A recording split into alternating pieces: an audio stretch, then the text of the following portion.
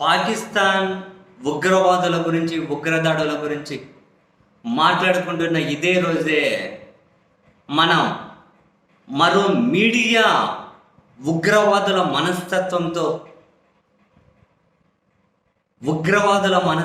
దాడి చేసి వాళ్ళ చేతిలో బాధితురాలుగా మిగిలిన మరో ఐఏఎస్ అధికారి గురించి కూడా మాట్లాడుకోవాలి. ఆ మేడం పేరే ఎర్రా శ్రీలక్ష్మి, ఐఏఎస్ శ్రీలక్ష్మి. మీడియా దాడిలో ఈ మేడం కూడా బాధితురాలే. పశ్చిమ గోదావరి జిల్లా ఏలూరుకు చెందినటువంటి ఈమె 1988లో 22 సంవత్సరాల వయసులోనే సివిల్ టాపర్గా ఐఏఎస్ సాధించి, వాళ్ళ నాన్న ఒక రైల్వే ఉద్యోగి, మధ్యతరగతి కుటుంబం, 2 అక్కా చెల్లెళ్ళు. ఫస్ట్ నుంచి కూడా చాలా కన్స్ట్రక్టివ్గా, తక్కువ మాట్లాడుతూ, గంటలు లైబ్రరీలో గడుపుతూ, సివిల్సే ఆశయంగా సివిల్స్ టాపర్ 22 ఏళ్లకే, సొంత రాష్ట్రంలోనే పోస్టింగ్, చురుకైన అధికారిగా, పేదల పక్షపాతిగా పేరు, చాలా తెలివైన అధికారిగా పేరు.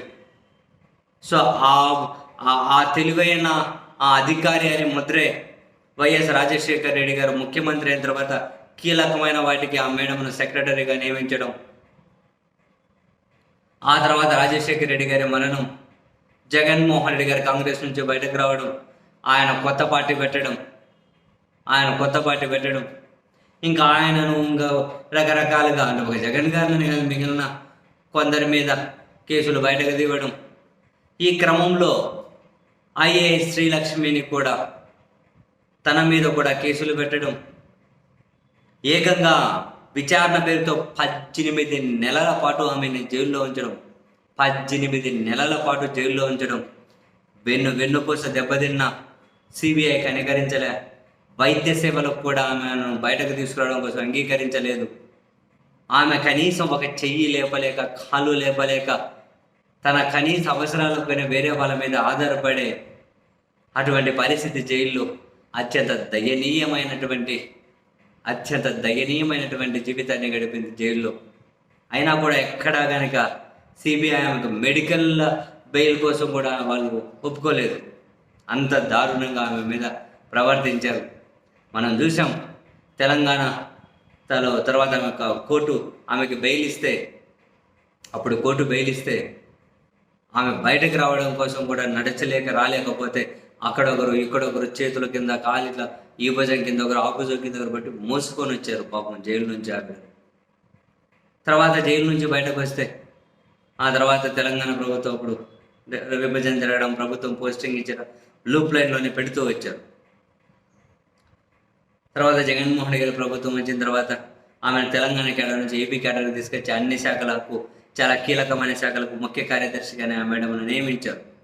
ఇదంతా ఒక ఎత్తు అయితే, ఆమె మీద మీడియా జరిపిన దాడి, ఆమె క్యారెక్టర్ని అసాసినేట్ చేసుకుంటూ పుంకాలుగా రాసిన కథనాలు, మీడియా నిర్వహించిన ట్రయల్, వాళ్ళే జడ్జిలు, వాళ్ళే లాయర్లు, వాళ్ళే తీర్పులు, రోజుకు పుంకాలుగా ఆమెను ఒక తీవ్రవాది కంటే దారుణంగా చిత్రీకరించి ఆమె మీద మానసిక దాడి చేసి, ఆ శారీరకంగా కుంగిపోయినా కూడా వాళ్ళు మానసికంగా దాడి చేసి, ఒకరోజు కాదు, 2 ఏళ్ళు కాదు, 15 సంవత్సరాల నుంచి శ్రీలక్ష్మి మీద ఈ ఉగ్రమూకం లాంటి ఆలోచనలు ఉన్న వీళ్ళు దాడి చేస్తూనే ఉన్నారు.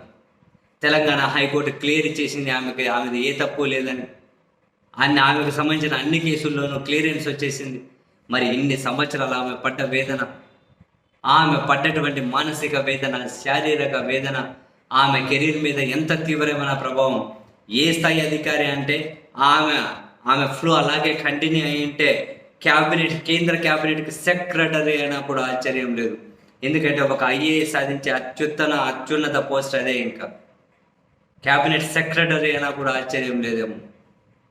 కానీ ఆమె జీవితాన్ని అతలాకుతలం చేశారు, మానసిక దాడి చేశారు, శారీరక దాడి కూడా. ఒక చెయ్యి పనిచేయక, కాలు పనిచేయక, వెన్నపూస దెబ్బతిని నడిచే పరిస్థితి లేక, ఎంత దారుణం. చివరికి ఆమెది ఏ తప్పు లేదు, క్లియరెన్స్ వచ్చేసింది. ఇన్ని రోజులు మీడియా ముసుగులో ఈ ఉగ్రవాద మనస్తత్వం ఉన్న వాళ్ళు రాసిన కథనాలు, చేసిన దాడి, ఈ వ్యవస్థలో ఆమెను అన్ని నెలలు జైల్లో ఉంచడం ఎవరు తీసుకొస్తారు? అసలు ఆశ్చర్యం. మీడియా ముసుగులో వీళ్ళే జడ్జిమెంట్లు ఇచ్చేస్తారు, వీళ్ళే శిక్షలు వేసేస్తారు. అందులో కూర్చున్నటువంటి జూనియర్ ఆర్టిస్టులు వాళ్ళ పర్ఫార్మెన్స్, ఇంకా ఆ ఫోటో బిర్యానీ ఎక్కువ పెడితే ఇంకా పెట్టరేగిపోతారు. ఆ టీవీ ఛానళ్ళలో డిబేట్లలో పాల్గొనే వాళ్ళు పెట్టరేగిపోతారు. పావల తెలివితేటలు ఉండవు. సో శ్రీలక్ష్మి ఒక ఎగ్జాంపుల్. వ్యవస్థలు ఏ విధంగా ఒకరిని బాధితులుగా మారుస్తాయో, పత్రికలు టీవీ ఛానళ్ళ ముసుగులో ఏ విధంగా ఉగ్రముఖ మనస్తత్వం ఉన్న వాళ్ళు ఈ విధంగా చెలరేగిపోయి ఒకరి మీద పూర్తి ట్రయల్ నిర్వహించేసి అసలు పూర్తిగా శిక్షించేస్తారు. కోర్టు తీర్పు వచ్చేసరికి 15 ఏళ్ళు అయింది. ఆ 15 ఏళ్ళలో ఆమె మీద జరిగిన దాడి 2022లోనే ఆమె కోర్టు క్లియరెన్స్ ఇచ్చేసింది. అప్పటి వరకు జరిగిన దాడి, ఆమె చదివిన చదువు ఎక్కడికి పోయి, ఆమె తెచ్చుకున్న పేరు ఎక్కడికి పోయి, అంత కొట్టుకొని వెళ్ళిపోయాయి కదా. ఎంత దారుణం చూడండి. నిలువెత్తి ఎగ్జాంపుల్. ఒక నిట్ట నిలువుగా కళ్ళ ముందు కనిపిస్తున్న బాధితురాలు, మీడియా బాధితురాలు, వ్యవస్థల బాధితురాలు. ఒక రకంగా ఆమె జీవితాన్ని బలి తీసుకున్నారబ్బా.